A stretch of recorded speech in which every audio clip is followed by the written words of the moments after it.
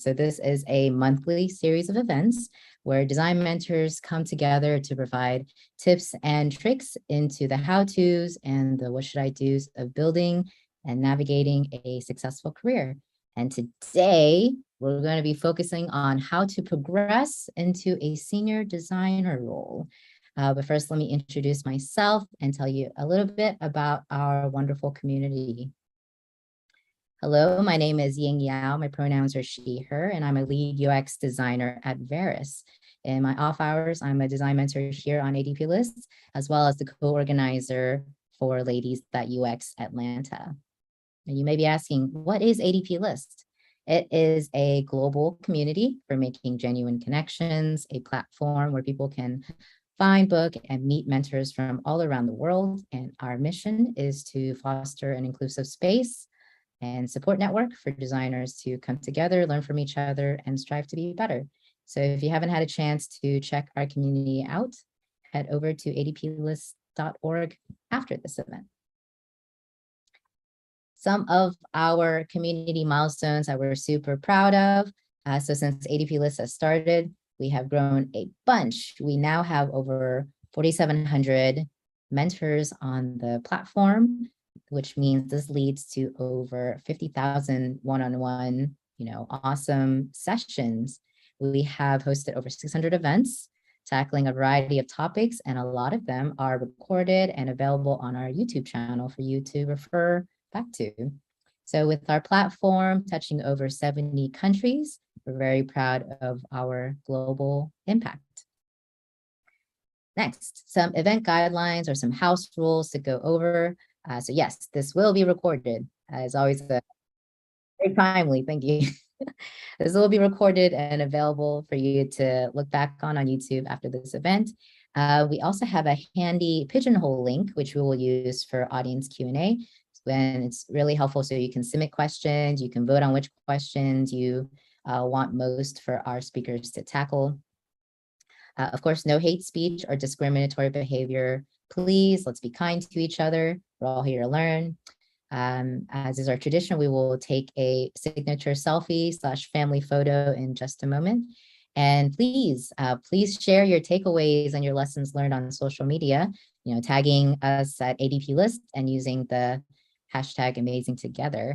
So I always love seeing, after the event, ooh, I wonder what was your favorite thing that you learned? And it's also a great way to continue the discussion from there. So I highly recommend.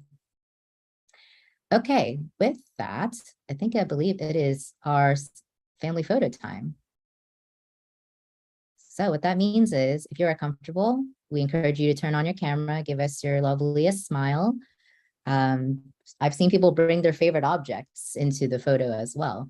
And so with that, Moshopi will be clicking our camera button, so he'll do our countdown for us. Awesome. Thanks so much. Let's have some fun, people. I can see Vicky in SpongeBob's house. Amazing picture over there. Padme, Jeanette, Nasa. Okay. So how we do this is we'll hold a pose and I'll click through the screen and take a picture. So I'll be going to the first screen now. So hold your pose and in 3, 2, 1, going. Okay. Second screen. 3, 2, 1, going. Third screen, and the final screen. And yes, back to you, Ying. Thank you. Wonderful. Thank you so much. I feel like our family photo gets bigger and bigger every time, which is also awesome to see. Okay, with that, let's move on. So, are you ready to take on a senior role or a leadership position? If so, kudos to you for coming a long way in your career. Transitioning into a senior role is often easier said than done, as it not only requires a higher level of technical skills, but also a more diverse skill set overall. To succeed in a senior position, you must know a broad range of technical, business, and human-centered skills. But where should you start? And what skills should you have in your toolbox? What tools should you start putting in there to be used? So our lovely mentors and today's speakers, Natasha Chandra, Senior Manager from EA, and Ibrahim Ajayi, who's a senior product and interaction designer from mycover.ai, will discuss what it means to be a senior and how to have a successful transition. So today's format will be what we call a moderated panelist discussion. Instead of our common presentation style format that we've seen in the past, this is essentially going to be a cozy fireside chat with the three of us. So we'll deep dive into some prepared questions before we open up into the audience Q&A like we usually do. So if you have any questions you want our speakers to tackle, please submit it and vote on your questions in the Pigeonhole link. So with that, first, Ibrahim and then Natasha, please unmute yourselves and give us a short introduction, and then we'll get started with the first question. How's that sound? Yeah, so hi everyone. Here it's early morning here, so let me just say hi everyone. So I'm Ajayi Ibrahim Olamide. I'm a senior product designer and interaction designer. I work for mycover.ai as a senior product designer, and currently I also work as a lead product designer at swiftxl.io. Hi, everybody. My name is Natasha. My pronouns are she, her. I'm a senior manager of research for player and employee experience at EA. That's just a really long title that says I look after the research vertical and the EA technology function in EA. And I lead research and product design efforts, lead a team of researchers and product designers. And then off my off hours like Ying, I mentor women designers and researchers. Welcome. So happy to see you all here. I know some of you are probably calling from like, Europe or wherever that is really like late at night. So appreciate you all being here as well. Yes, thank you so much for joining us, especially when it's super late. Always cool to see that.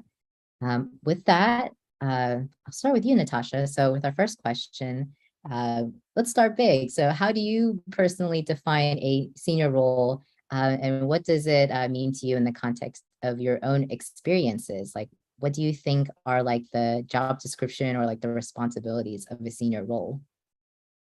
Sure. So I'm just going to put my hiring manager hat for a second. So a senior designer to me, or anyone who's senior, right? Even if you're a researcher, to me means you're able to work independently with minimal supervision. You are leading and helping move projects along. You can identify possible risks and flag those to a lead of the project lead. You're also giving mentorship to other designers, but the most important thing I feel is being able to connect the dots between design solutions and business goals and showing impact towards that, right? And also very important, translating design speak to the language that all our stakeholders can understand. Because like we can talk about like cognitive load, or we can talk about like, all of this like, scannability or all of the design principles. But if your stakeholders don't understand you, they wouldn't be influenced to go along with like your findings or your design solutions and stuff like that. So to me, that's the definition. And I think very important, please don't confuse the two between seniority and leadership, because they are different. And this is probably another different conversation altogether, but just keep that in mind. Okay, Ibrahim, what does a senior designer role, like, what does that mean to you? Oh, you're muted. Yeah, sorry for that. Yeah, so like Natasha said, senior designer role, the way I see it is actually it's just let me say the experience that is attached to that. So I remember then I would just like talk around what is called design career ladder. So when you are saying the difference between senior product designer and junior product designer, basically it's just the experience. So what are those things that we see in a senior designer and different from a junior designer? So as a junior designer, basically at your early stage, what you're actually trying to do is just to like work on project. It might not be that what's it called, a challenging project, but as a senior product designer, I mean, there are a lot of things you have to like, I mean, focus on. You also work alongside with the team. You have to be like someone who can work with team. Also, you have to like own the product. There's what we call ownership of product. As a senior product designer, you have to like have this And also you have to like work with together with the stakeholders, together with the organization, which is actually quite different from the, junior product designers. So part of which also is the way junior product designer will say things will be different. Say for example, if they are giving you like a task or like, oh, deliverable for junior product designer, most of them they are just eager to like, oh, let me just deliver this. But you as an experienced senior product designer, you can easily say, oh, this is going to take a particular timeline, because you are not just about to deliver that product, but also to make sure it works in line with the business aspect and also to solve the user's problem. So as a senior product designer, just like I said, and junior product designer is just the experience and also the ability to like take ownership of the product. So, and when you're taking the ownership of the product, you are generalizing a lot of things, looking from the business side of things and also the user side of things. That is what I would say about the difference between junior and senior product designer. I love it. I love that both of you talk about, it's kind of this like concentric rings where when you're early in your career, you're kind of focusing more on that immediate deliverable and then the technical execution of it. And you both have a lot of overlap on like when you're looking at in a more of a senior role, that it's going beyond that deliverable and thinking of other stakeholders and their concerns like business, technical constraints and challenges. I really like what you said, Natasha, about escalating too. So there's also this awareness of like where you currently are, what you're capable of doing, what you feel comfortable kind of challenging, and also knowing when to ask for support and ask for help. So I think that might be a common desire for a lot of like junior roles to prove themselves so they don't feel comfortable asking questions, but that really comes with that experience. Would you say so? Yeah, I would say so. Sorry. Go ahead, Ibrahim. Yeah, sorry, I can't get your question. You said what? Sorry. Oh, now I'm blanking too. It came out. Yeah. Escalation, like in a senior role, it when you're in a more senior role, you have enough experience now to know what you're capable of and how to challenge yourself, but also knowing when to ask for help, when to escalate above too. Do you feel like that comes with some experience? Yeah, so if I can get you, are you like asking what are those things to attain senior role? I'm trying to like understand what you're saying. Mm-hmm. Yeah, so these are the things like I try to understand when moving from a junior design role to senior design role. It's a bit confusing most time. So this is what when I got my first job, let me say, for example, I did not try to understand what the design ladder career is, and I'll continue to make mention of this design career ladder.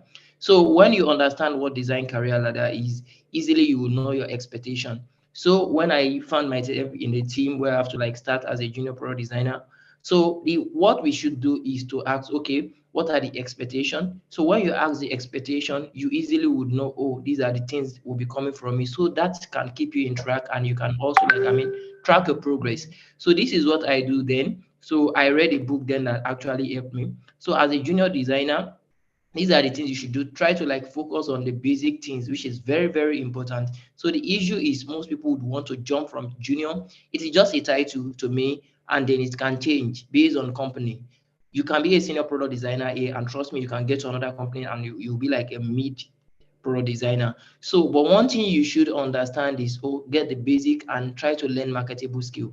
So when I try to like understand the design ladder of my company, then and I was like, okay, what are those things that I expected of me? Oh, different company have different criteria to promote you from junior product designer to senior product designer. So some use subjective bias. Why some use objective bias? So subjective bias in the sense like they will just tell you, oh, maybe they like the way you work, all those things. But the main one that I focused on was that of the objective bias. So when you use the objective bias, that is when you try to like understand this is the expectation, this is deliverable. So I try to like ask these things, and then I was given some expectation. Oh, you have to meet up with this, you have to do this and do that. So I try to do those things. And one thing I would always say as a junior designer is when you think you are fit to be promoted to a senior product designer, there is nothing wrong in you meeting your PM or this or anybody who you can meet to say, oh, I think I'm fit to this, I'm fit to this, in as much you meet up with the expectation. So what are those things you have to put in place? get to know the basic things you need to know. Number two is also learn marketable skill, which is very important.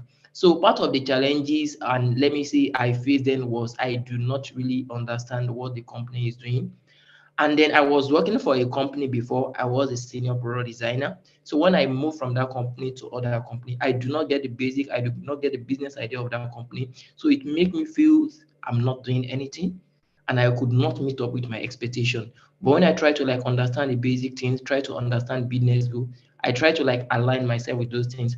Another thing is I ask questions. I ask stupid questions. Sorry to say that. So when I'm given a particular task or something to do, ask some question so that it can guide me.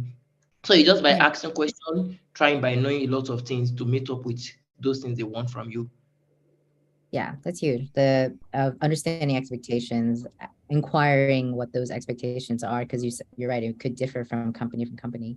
So Natasha, do you feel like that's aligned with your experiences too, of just like understanding the kind of the boundaries of the role? Yeah, Exactly. 100%. And then the other thing that you could do, like just to add on what Ibrahim was saying, is that you got to ask for the job family matrix and concentrate on two columns. The first column will be the expectation of your role.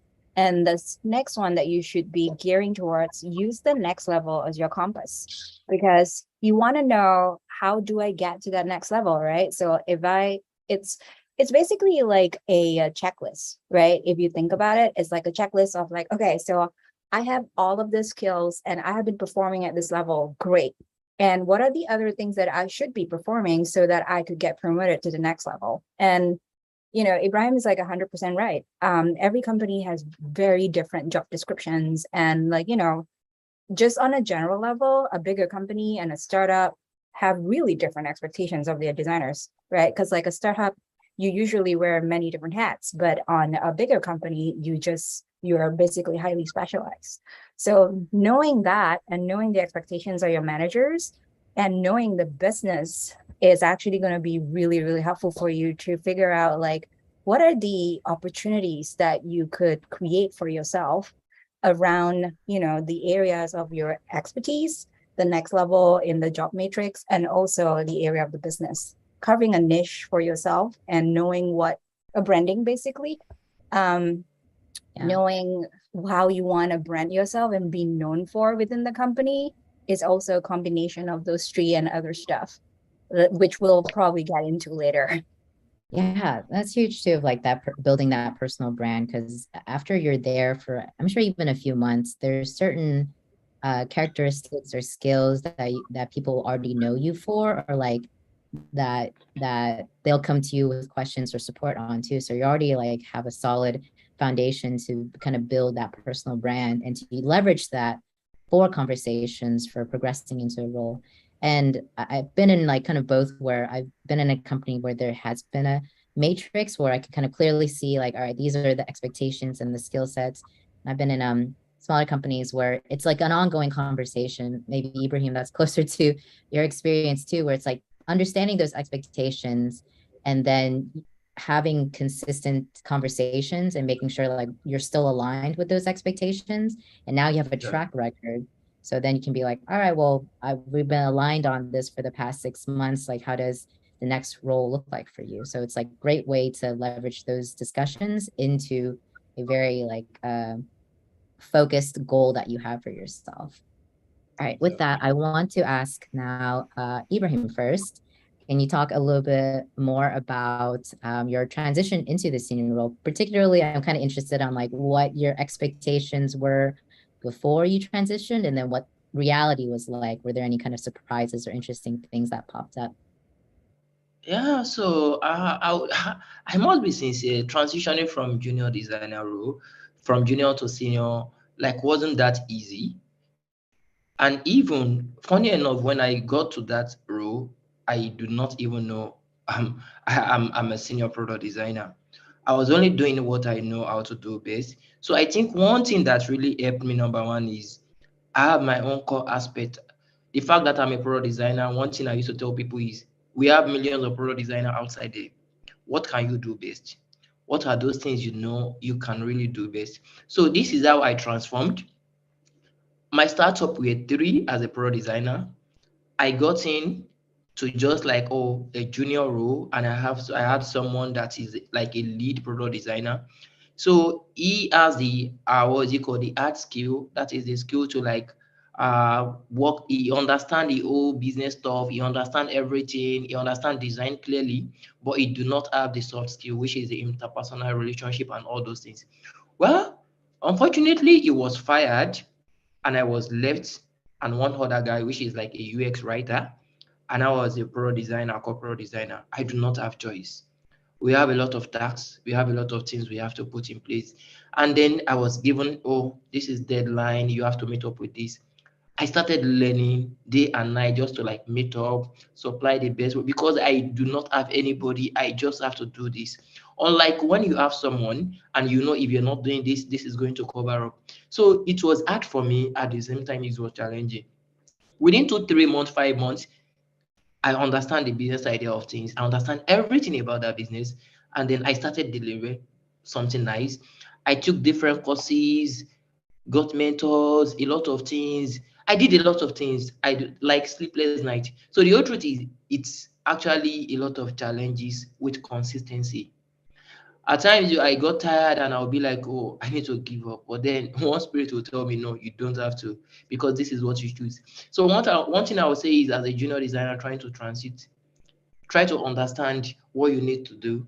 Try to have someone who you look up to. Like, even when you have challenges, you can easily walk up to them and say, oh, they would not tell you do this, but they will give you at least an idea of what you're going to do. That is number 2. Then number 3 thing is, I focus more on the basic. That I keep saying this, the basic are those things people would skip when they want to transit.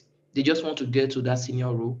They just want to like get that title, and it is not more of title, it is more of what you can do.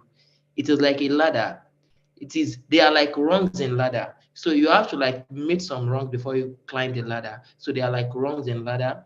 So you have to put those things in place. So I did a lot of things. I had a lot of mentors, and also I work with the PM very closely, which has really helped me. So when I see anything that I do not get, I got the PRD. I have to like direct to the PM. Oh, this.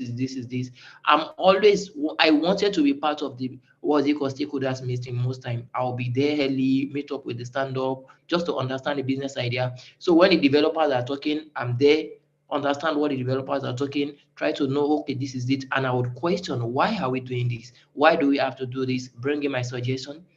And funny enough, I started understanding the whole bit of things. I started adding value to the company. I started doing great things unconsciously because I was willing to. So it is consistency. Then you have to be determined. You have to be focused. Don't look at the title. That is the problem. That is the issue. So when you look at the title, most time I want to be a senior product designer. It is not about I want to be. It is about what you're doing. And then my company just, sent me letter, promoted me, increased my salary. I was like, oh, is that how to like become a senior product designer? But I knew I made a lot of things and I've sacrificed a lot of things, and then they compensated me for it. So it's just about consistency, know what you're doing, get the basic things, and then try to like work alongside with the stakeholders, the developers, anybody that you think you can work with that's going to like give you more insight about the business idea. It is when you understand the business you can do anything. If you don't understand the business, you can't do a dime. That is Yeah, what I would say. that's great. Your transition sounds like a trial by fire, kind of like you were with being surprised, forced into a senior position role. And Exactly. you, thankfully, the previous lead, like at least gave you some idea of like, here are some additional skills you should develop that's like more like interpersonal soft skills. And then from there, build like you said, being consistent with like, all right, well, since I am the senior role now, like I'm gonna be making friends with everybody in the company, like with my stakeholders, and asking these questions because it's like I am, a key like contributor to the success here. So I truly need to know it. And there's kind of not too much behind me to catch me if I fall. So I have to do it. Sometimes that's what gets us to really like progress and to really make strides, is knowing like there's not too much holding us, like catching us if we fail too. So there's kind of that adrenaline kick. That's really awesome. Well, like really cool story that you went through that then. Natasha, would you like to share your transition into senior role? Sure.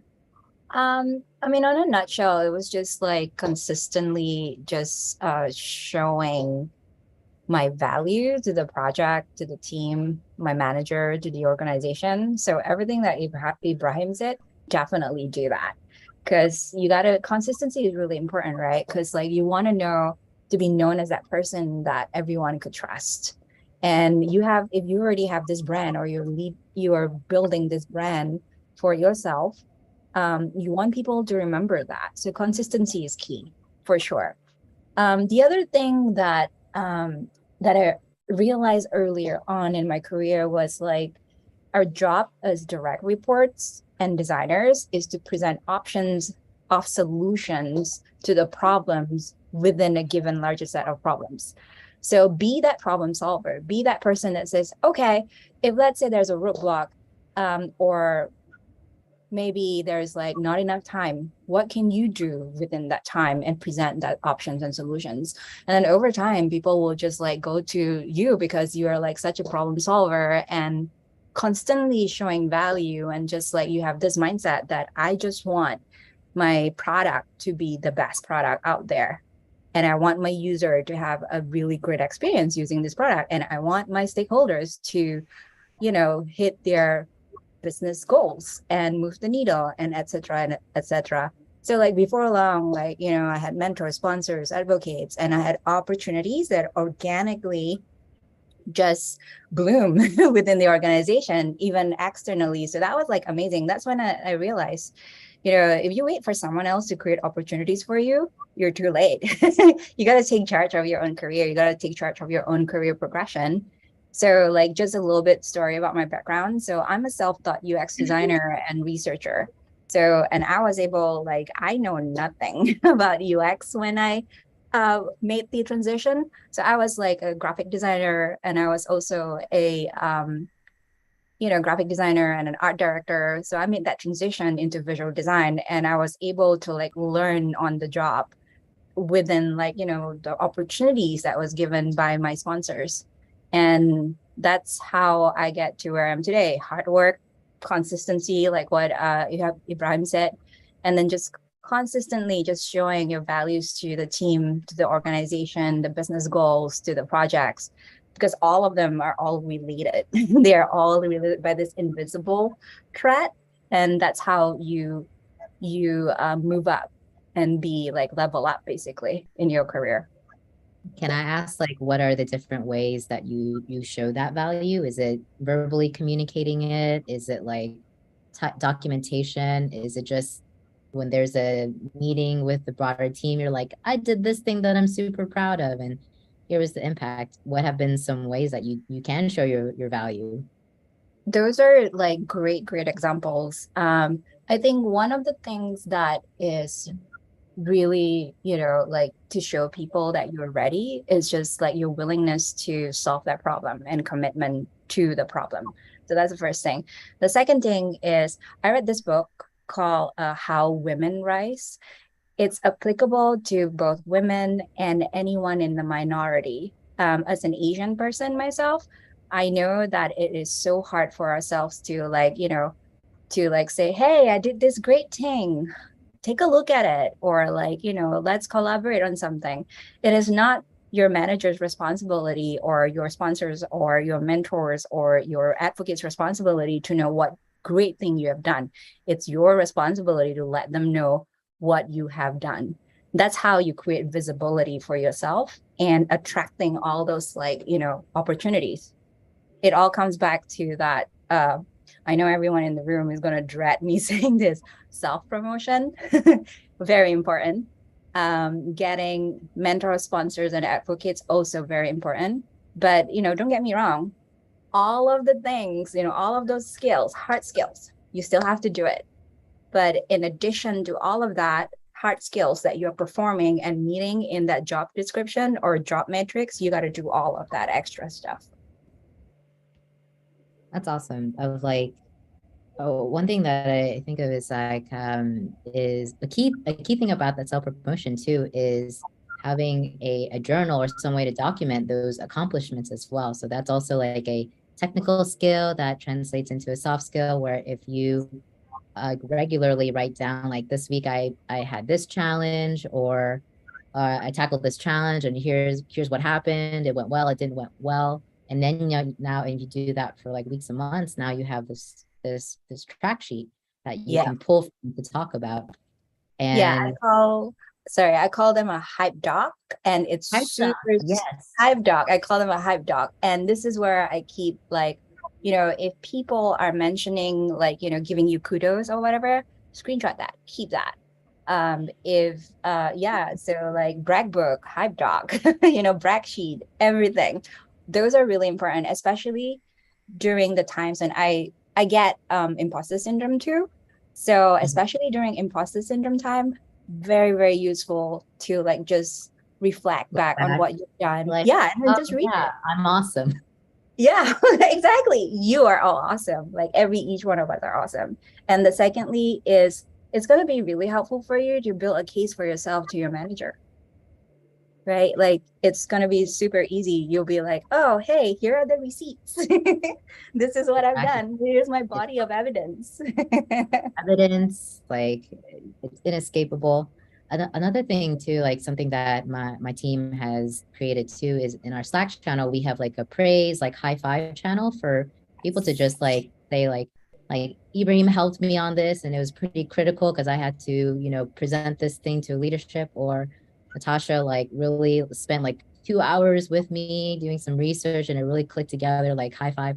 Then that's just like everybody praising and supporting each other too. So kind of like the whole rising tide lifts all boats, like everyone's helping each other, and now everybody has a record, a hype doc for themselves to refer back to, which is awesome.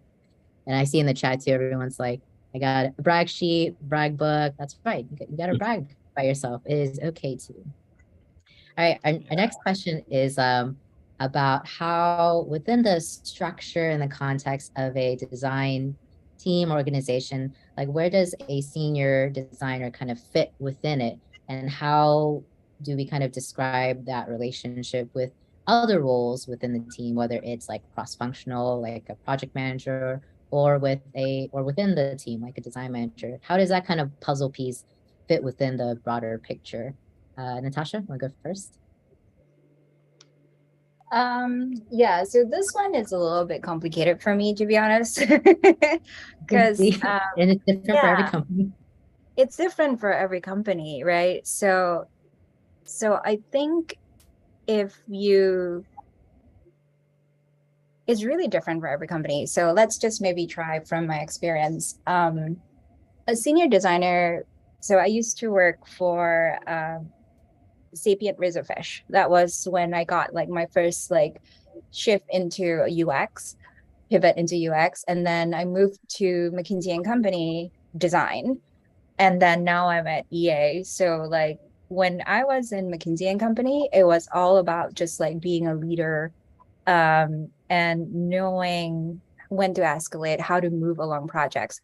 So, and a senior designer is basically in between of a mid-level designer and a lead designer, right?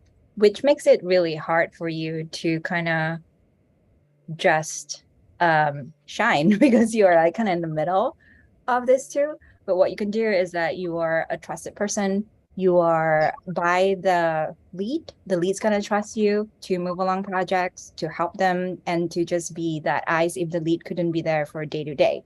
But for the junior designers or the mid-level juniors, you are that sounding board, you are that mentor. So I would say that's where you are, given like that's your main role basically as a senior designer, to be honest. So yeah.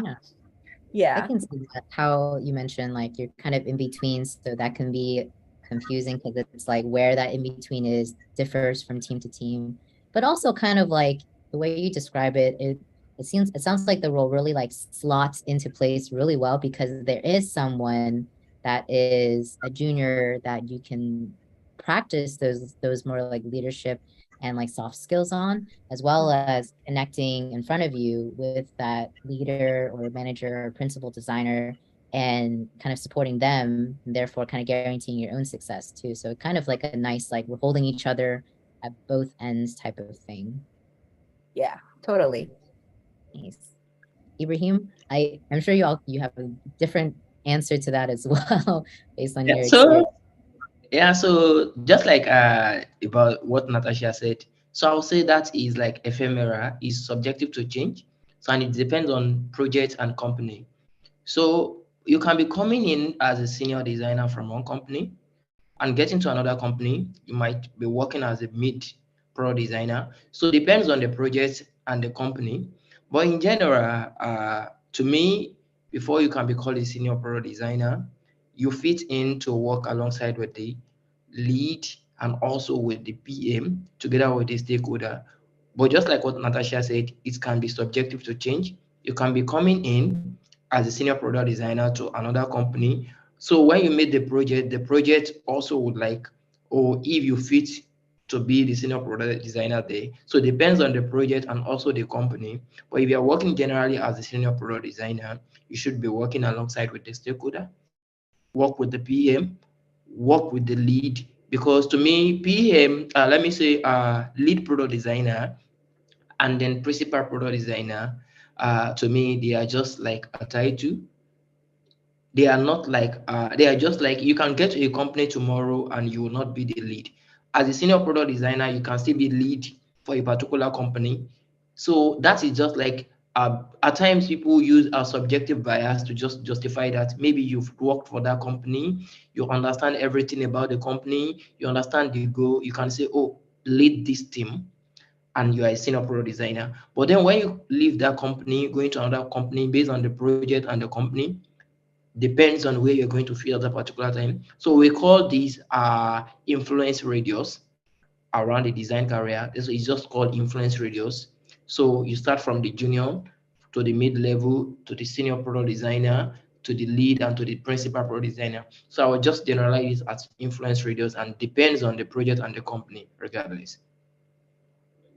Yeah, that's true. I can see how that can be frustrating too if like you've developed highly kind of specialized but like important skills that help you succeed in a particular company, and then you move on to a different company and team and you realize like, oh, some of those didn't like fully like migrate or translate over. So it's kind of, it takes a few more instances of like being in a different team or even in a different project, not necessarily a new company, for you to kind of like fine tune that skill set for yourself that's like unique to you and can be applicable for different teams that you're on.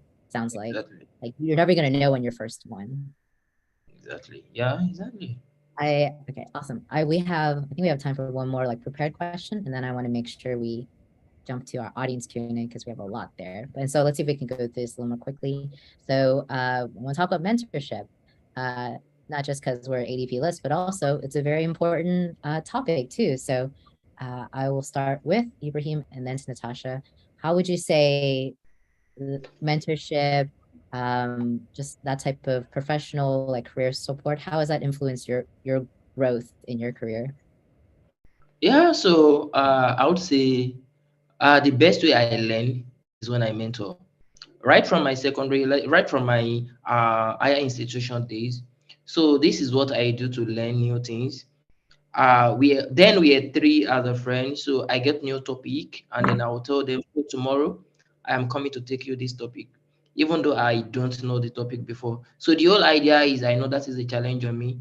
I don't know one thing about me is I love challenge. I love challenging tasks. So I love mentoring. Before I joined ADPList, I was a co-founder at Of Developers. So basically what we do at Of Developers, we would train people, tech-related programs, courses, for free.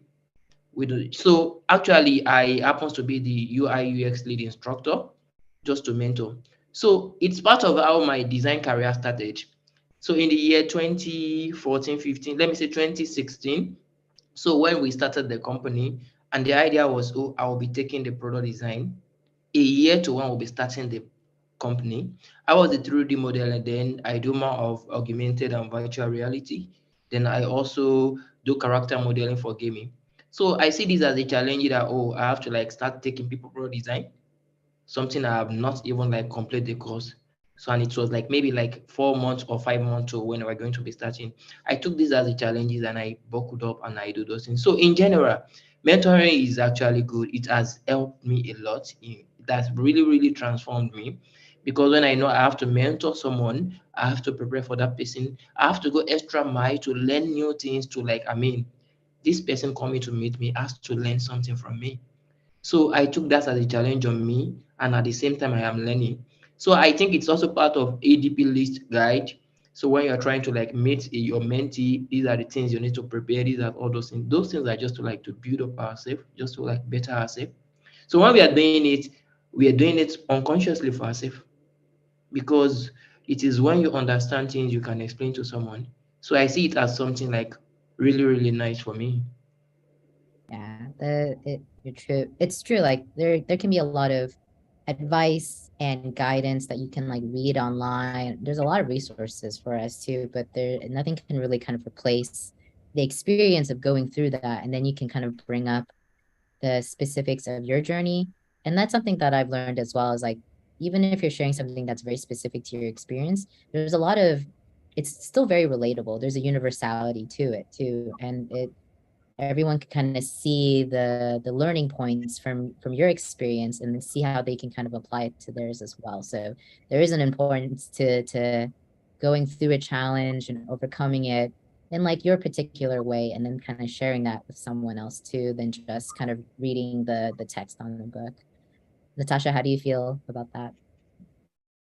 It is totally true. Sorry, I just saw someone say they're an Indonesian in Toronto. Hi, I'm Indonesian in San Francisco. Anyway, yeah, so mentorship is very important, right? Because like your squad is very important. I call them your career, my board of directors of my career. Yes. Board of directors, your tribe, your council. I have a group text of like my specific like design friends that will tell me, give it to me straight, like feedback and advice. Yeah, exactly. So that group, it's also not just mentors. That group needs to have advocate and sponsor. So I dropped the link about the 5 mentors that you need in your life. That has been really helpful for me to just like grow as a designer and also as a leader.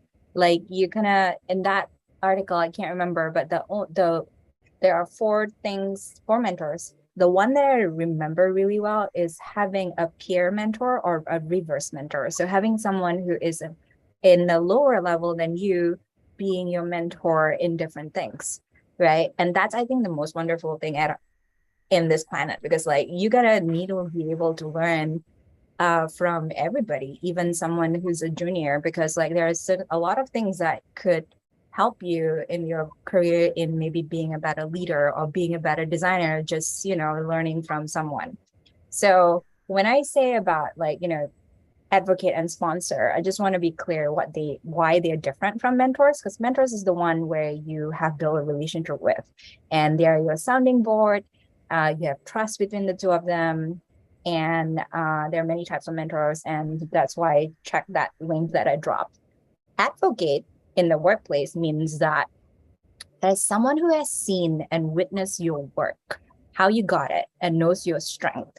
So an advocate is often the connector. So they'll be like, oh, I see this opportunities here with a sponsor who created this thing. I think Ying will be great for that. So they will advocate for you whether you're in the room or not. A sponsor in the community is the people who will promote you and create opportunities that support your development. It could be your manager. It could be like a VP in the company. It could be like, another manager in like another area that you're interested in. So all these 3 people of, roles are very, very important in your life, because like they play different roles in your career, but they also help you along, if that makes sense. Yeah, thank you so much for kind of like for breaking down the definitions too. And because I think we only think of sometimes in terms of growth and promotion, just our immediate circle, like within our design team. But that's why it's really important to, like Ibrahim has talked to us about, like finding allies outside of your immediate craft, right? Like VPs, just different stakeholders, and keeping in touch with them too, and kind of understanding the business from their perspective and connecting the dots that way. And then what you also mentioned about teaching is essentially learning too, the reverse mentor or the peer mentor. I feel like I harden or I strengthen my understanding of something if I have opportunity to explain it to someone else. Then I can kind of find like, oh, I don't really understand it as much as I thought I did, or I would get feedback back that was like, oh, I think I have more growth here too, based on how I've just applied it to someone that was asking for advice. So that's like a very like 360 way to think about mentorship. Awesome. With that, let's go to our moderated question. So I'm going to be looking at our Pigeonhole link, and this one, see, this one got a lot of votes. Let's see. This is if you're already doing the work / have responsibilities of a senior UX designer, but you don't yet have the years of experience, how do you advocate for yourself to get the promotion? I think that's what they wrote. So like you're already doing the work and you have the responsibilities of a senior, but your duration of that work may not seem like it would fit within that role. How do you kind of move past that perception? Talk to your manager. Have your manager be in your biggest advocate, right? Because they are basically your biggest advocate. They're supposed to be. Talk to your manager. Try to understand why you are not a senior designer yet, and get actionable feedback from your manager. If your manager doesn't do that, talk to your mentors and advocates and ask them to write a short, like, if you're like really confused what you're good at or whatever, ask them to give you actionable feedback within the context of that job description. Ask them to give you examples so you can take that to your manager and say, hey, in this area that I've been working, my mentor said I've been exhibiting XYZ according to the job description, right? The job matrix.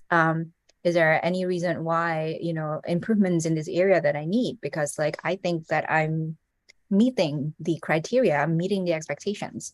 So you got to know that. And I think secondly, people's perception of you, your peers' perception of you is very important, because those can make and break your career, right? So like if you are perceived as an awareness of how people perceive you, I think that's very important. Because if you're perceived as a non-high performer, but you think you're a high performer, then you gotta fix that. That's the biggest disconnect ever. And it could be why you're not getting that promotion. It could be why you're not getting that senior role. I don't know, because it all depends on your, the environment that you're in. It depends on the company that you're in. But always make sure you know how you're being perceived, so you could actually take steps with your manager or your biggest advocate or whoever it is to fix it. That's awesome. And the whole kind of, it starts from having that conversation of like, okay, let's make sure we have a shared understanding too before we kind of move past it as well, and kind of figure out what are the gaps in knowledge, because I'm sure that person wants you to grow as well. Maybe it's something else that you haven't heard about, and now's an opportunity. So you want to come into it with a sense of open-mindedness and curiosity, and not necessarily judgment of maybe there is something that you missed, and that was a great opportunity to learn about that. You want to add to that, Ibrahim? Yeah, so I think from what Natasha said, so what I see about what she said actually is about the advocacy of the team. So I think I also like do that a lot. So like I said earlier, then when you think you are like fit for a particular position and you're doing the right thing, so you can always meet your PM and, oh, I think I'm fit to get this, and why am I not getting this? But then before you can, confront your manager at times, it's good to like know your expectation, which is very valid. Because when you get to a company, the first thing I used to tell people is try to understand your expectation. So most companies have it documented, the design career ladder, they would have it documented, and some companies do not have it. So when they have it documented, they pass it to the designer. Also, this is going to like let you know, oh, these are the things they are expecting. But if your company do not provide you for you, it is always good to like meet them and ask, oh, what are my expectations? So the issue at times, your design ladder can be weaponized. That is when it is not documented. Say, for example, when you start to look at other people transforming from one particular role to another role, and you do not know your own expectation, you would also be expecting you want to transform from that role, and that is a problem majority folks. Why am I not transforming? This already transformed, but then you're not meeting with your expectation and you do not ask. So the best thing at that particular time is when you get to a company and you're not given the expectation you're supposed to be given. Try to work to your PM. What are my expectations for this role? So when you know you fit and you meet those expectations, yeah, it is your right to meet the PM. Or what are those things? At times you'll be doing things, probably you think you're doing the right thing, whereas it is wrong. So when you challenge him, these are the things. It happens to me, yeah. It happens to me when I was working for my company. I do not ask about the expectation. And then I noticed I was just there. That was my first job. And then, so actually, I took the courage and my PM told me, oh, this is what you're doing, that it is not this. This is what you're doing, and it is not this. Yeah, and I work towards those things, and then it actually helped me. So it's always very good to like know your expectation, and that Yeah. is going to like help you very well. It's going to like help you. I feel like that's your rallying cry, Ibrahim. It's like, get those expectations. Okay, this next question is from the perspective of a hiring manager. So it's as a hiring manager, what are like the methods that you use if someone has the skills to be a senior manager? So like, how do you kind of get insight into somebody that is growing into, very progressing into a senior role? Like how can you support them? How can you kind of manifest or guide them? What's that perspective like? Natasha. I'm not sure about other hiring managers out there, but or other managers out there, but my policy and not my policy, I guess my mission in life is to make sure that I can empower all of my direct reports so that they can do their best work in the area that they're interested in. So I don't do what you call micromanaging. I've been there, hated it, didn't grow anywhere. So I guess if you are a manager and you want to mentor someone, just start with getting to know them and start like figuring out what's their 3-year goal, what's their 5-year goal, and just create opportunities that will take them closer to where they are. And you got to know what are their strengths and their weaknesses, right? Because you kind of need to figure out what is it. Oh, sorry. So Terry said as a hiring manager. Okay. Thank you for clarifying that. I just saw in the chat. As a hiring manager, what was the question again? As a hiring manager, how do I mentor someone? Or how do I assess someone if they're in a senior level? It's like, as a hiring manager, what methods do you use to see if someone has all the skills to be a senior designer? So what we talked before about, like, you see them Right. risk leading stuff. So I guess Gotcha. the tools or methods. Interview. That's the best. Interview. I'm not a big fan of a design exercise, although some hiring managers may have, will try to apply or will try to tease out some of this in a design exercise. I'm not a big fan. So what I do is I do a lot of behavioral interview and be really, really rigorous with the behavioral interview, and also like doing research about you, like poring over your portfolio, resume, and your LinkedIn, and looking at your portfolio and asking you specific questions, basically. So that's the best way to do it. The more you can be very specific about what your contribution is, the more it will help a hiring manager in like making a decision. right? So if you go to all of these interviews and you're being asked like behavioral interviews, and you're going to be asked about hard skill interviews and stuff like that, your portfolio review and all of that, do not be stingy with all of the information of whatever that you've done. Be as detailed as you can, and be very, very like, voluntary about all of the great things that you've done within that will demonstrate all of like, hey, that will answer that behavioral question and demonstrate all of that values or like skills that you have, basically. So tying it back to the whole self-promotion, self-branding of knowing specifically what are your accomplishments, like having that list, and then applying it in the interview to like that specific role or like that specific team too. So you can just like, oh, I know exactly, like here's a time when I demonstrated this skill, or like, let's look here where I can walk you through a project that I did that speaks to what you're looking for your team. Exactly. And then I wanted to add one thing.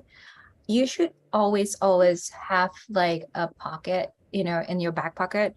What are your impact? And it's got to be quantifiable, because that's how you tell people that you are a success story, right? And people want to be part of success stories. They want to hire a success story. So make sure for every case study that you have, always have a quantifiable impact that you can, tell a story about like, how do you get to that impact? Yeah. And when I think of impact, I think of like either revenue generated or time reduced to complete a task, or something reduced. Like if it's usually like efficient, it's either like time saved or money earned in that way too. And that's where like Ibrahim taught us, making friends with different stakeholders can help kind of provide that whole story together.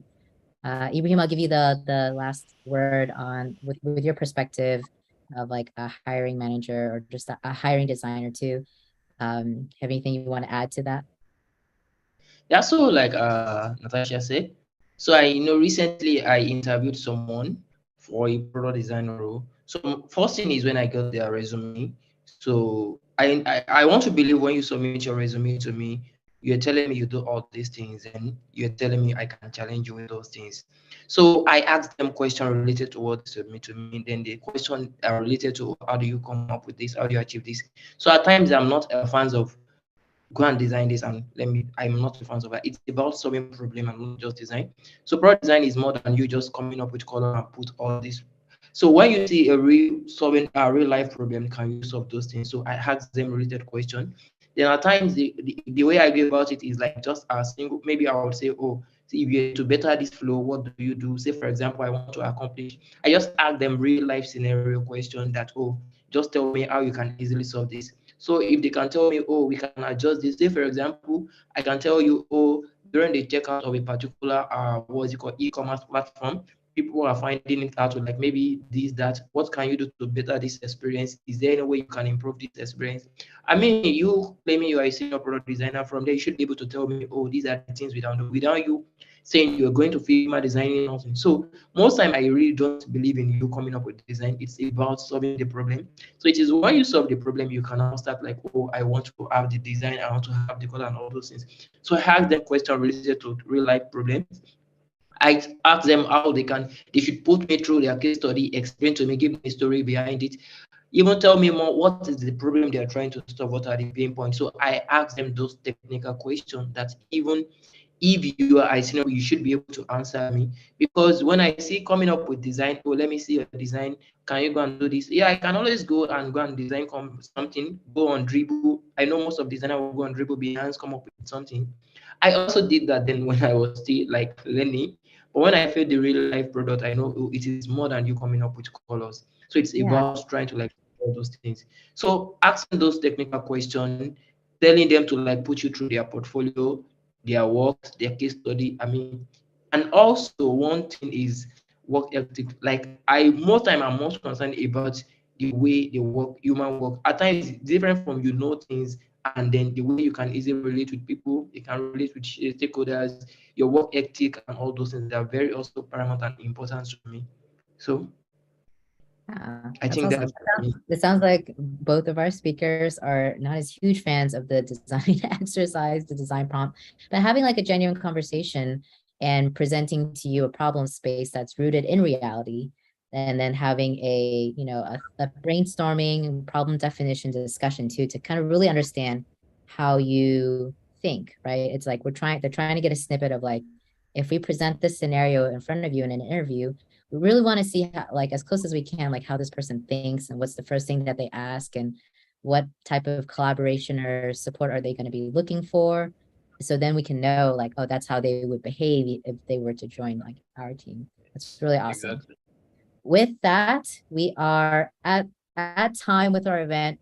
We have so many other questions we didn't have time to get through, which I wish we could do this for hours, but alas, we have to be respectful of all of our time. So I want to thank our lovely speakers, Ibrahim and Natasha, for sharing not only a piece of their time, and also I'm sure it's very late for Ibrahim, but also their knowledge as well, and like their cumulative years of experience with us. So I want you all to go crazy in the chat, thank our speakers, and then for you all, for the audience, thank you so much for sharing a piece of your day with us, especially if it was super late.